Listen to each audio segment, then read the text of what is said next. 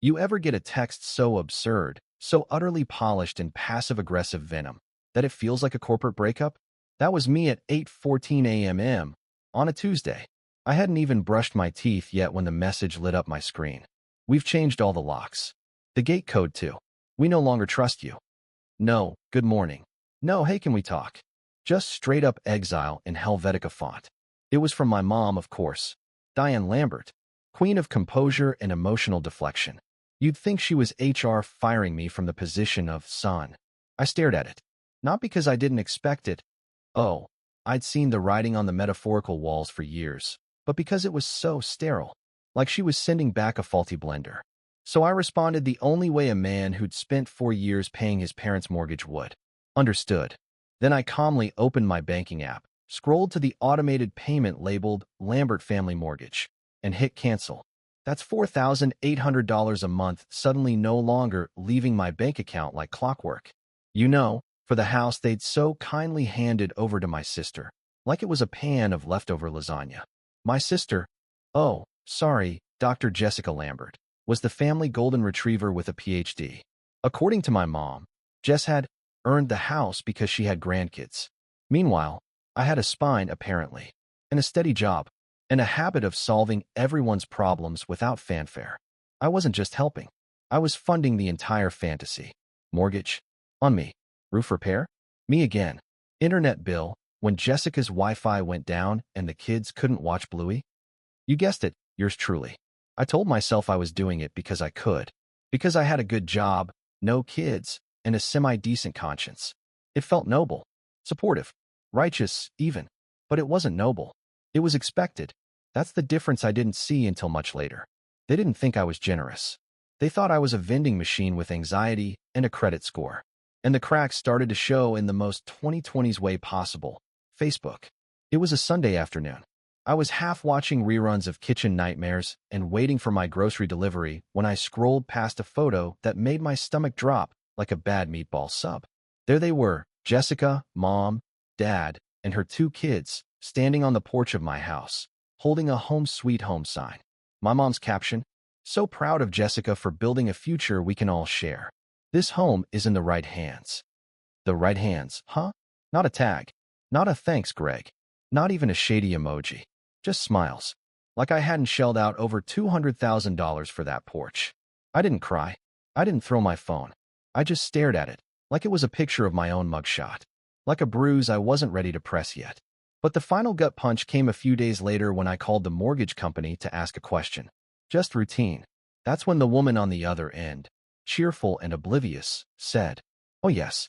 Looks like a request was submitted last week to change the primary contact to a Ms. Jessica Lambert." I blinked. "Sorry, come again?" "Don't worry. They didn't finish the verification," she added quickly. "But the documents are being processed." I didn't even hang up. I just let the call fade into nothing as I opened my banking app again and scrolled. And there it was.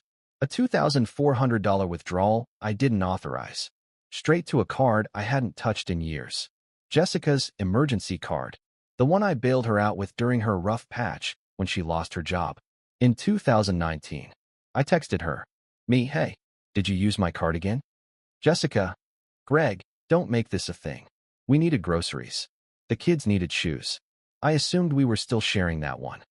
Me, "No, we were not." She didn't answer after that. But my mom sure did. "Mom, honey, Jessica's going through a lot right now. Let's not start a conflict over a few dollars. She said she'll repay you." Right.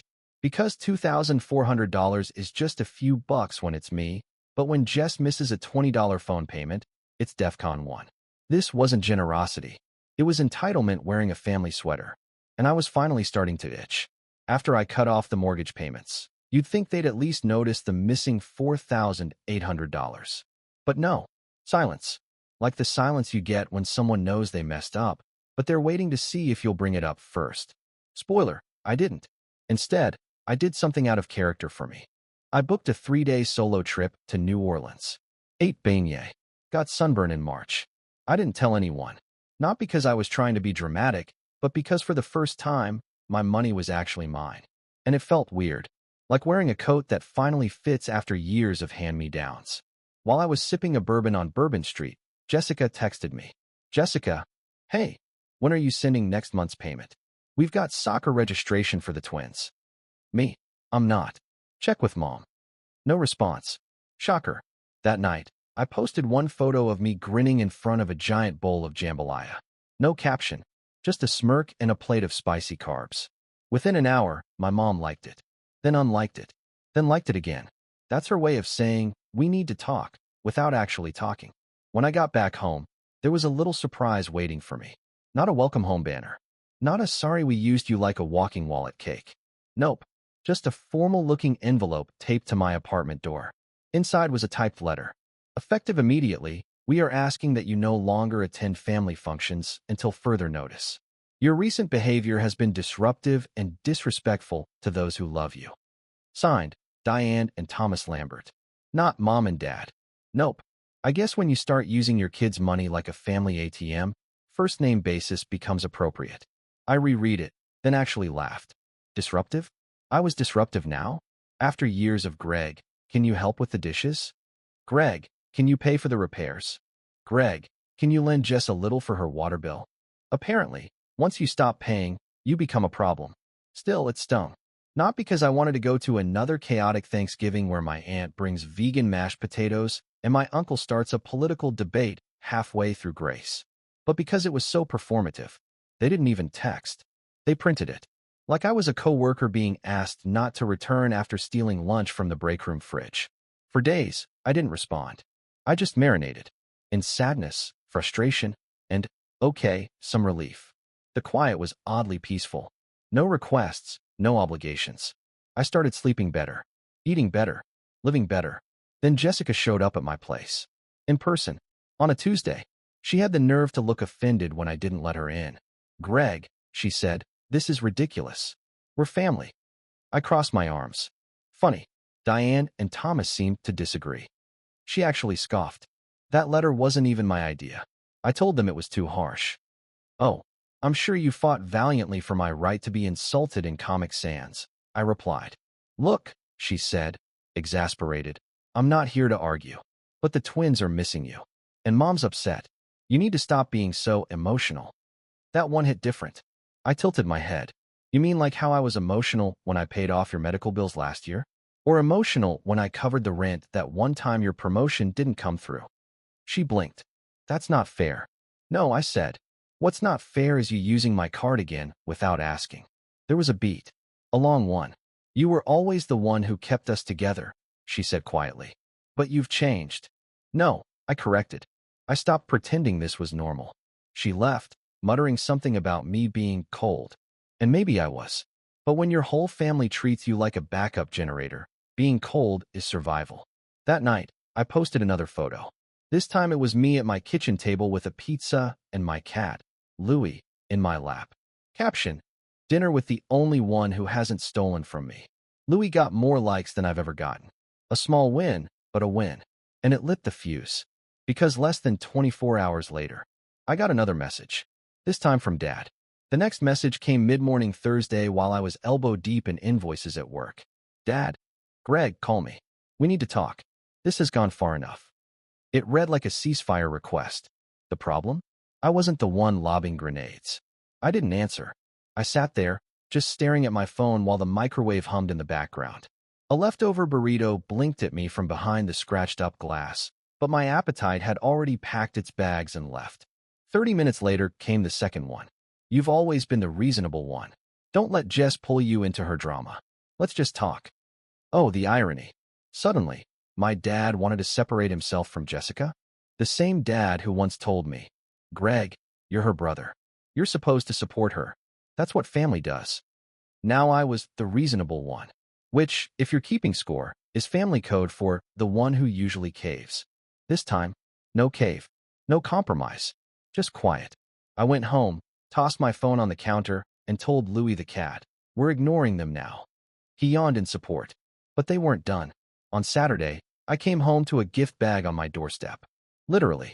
One of those pastel ones with tissue paper, like someone tried to apologize via baby shower. Inside, a scented candle, lavender, a Starbucks gift card, $15, and a note that said, let's start fresh. Love, Mom. That was it. No sorry. No explanation, not even a return address. Just vibes and wax.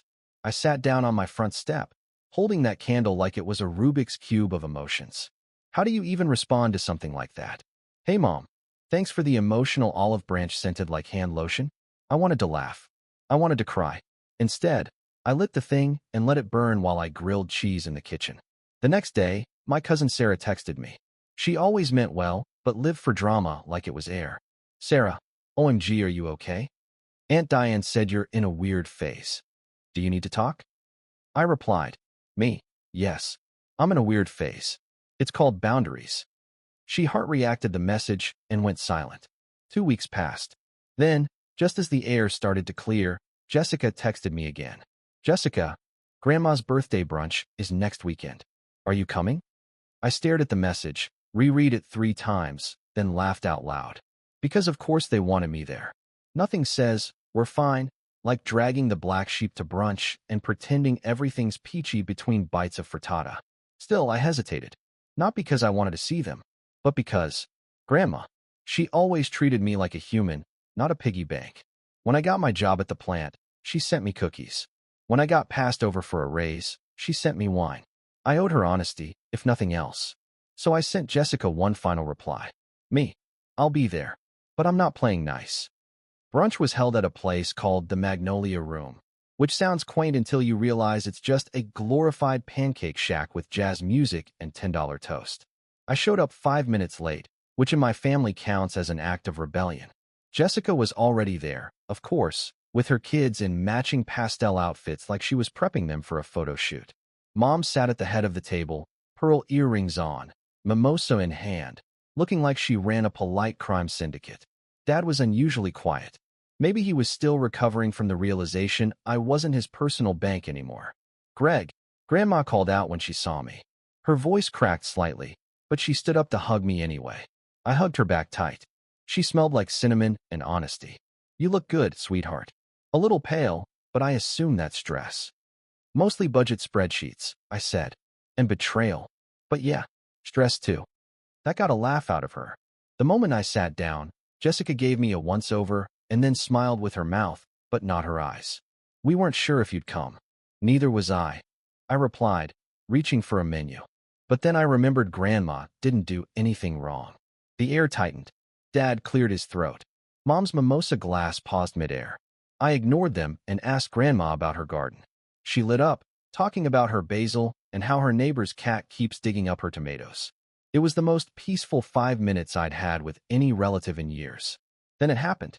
Midway through the meal, Mom raised her glass for a toast. To family, she said. Even in hard times, we stick together. That's what legacy is, supporting each other. The entire table murmured cheers. I didn't raise my glass. I just took a slow sip of my coffee and stared at my plate of eggs like it was a moral compass. Jessica jumped in, of course. And we're so lucky to have people who give so much without asking for anything in return. That was my cue. I set my cup down, wiped my mouth, and leaned forward just enough. Actually, I've been meaning to talk about that. Mom blinked. Now. Seems like the perfect time. We're celebrating honesty, right? Jessica visibly stiffened. My dad muttered something under his breath. I reached into my jacket pocket and slid a folded sheet across the table. 1 page. Typed. Clean. What's this? Mom asked. A partial invoice, I said. A breakdown of the money I've spent on your mortgage, utilities, and other family emergencies over the last 4 years. Jessica made a noise somewhere between a gasp and a hiss. It's not a threat, I said. It's just a receipt. Something none of you ever asked for, but constantly took from. Dad's face turned a new shade of pink. You're really doing this here? I shrugged. I didn't pick the theme. You toasted to support and sacrifice. Jessica leaned in, whispering fiercely. You're embarrassing the family. No, I said. I'm giving them clarity. Grandma cleared her throat. Let him talk. I didn't give my mom an answer right away. Instead, I told her, I'll think about it. That was a first. Usually, I'd say yes before I even understood what I was agreeing to. But this time, I wanted to mean it, not just say it out of habit. A week passed. Then another. No more messages. No more candles on my doorstep or surprise brunch invites. Just silence. And honestly, it was peaceful. Work was steady. I started lifting again. Even Louis seemed calmer, now that I wasn't doom scrolling and muttering curse words at my phone every night. But still, I thought about them. About all the years I tried to keep everyone happy. About how being the responsible one slowly turned into the disposable one. I wasn't mad anymore. Not exactly. Just done playing the part they cast me in. Then one afternoon, my doorbell rang. It was Jessica. Again. But this time, she looked different. No styled hair. No overpriced purse. Just jeans and a hoodie, holding 2 coffees. "I'm not here to fight," she said, before I could speak. I stepped aside. She sat on my couch, looked at Louis, and said, "He still hates me, huh?" "He has taste," I said, sipping the coffee. It was exactly how I like it. Vanilla latte, no syrup, light foam. So she had been paying attention. "Once, I talked to Mom and Dad," she said. "They're embarrassed. And confused. And not great at saying it, but they get it now." I raised an eyebrow. "Do they?" She nodded. "They're starting to. I told them if they want a relationship with you, they need to stop treating you like a wallet with feelings." I snorted. "That's generous. Assuming they remember I have feelings." Jessica looked down. "I didn't help with that. I let them put you in that role. Because it was easier." "For you?" I said.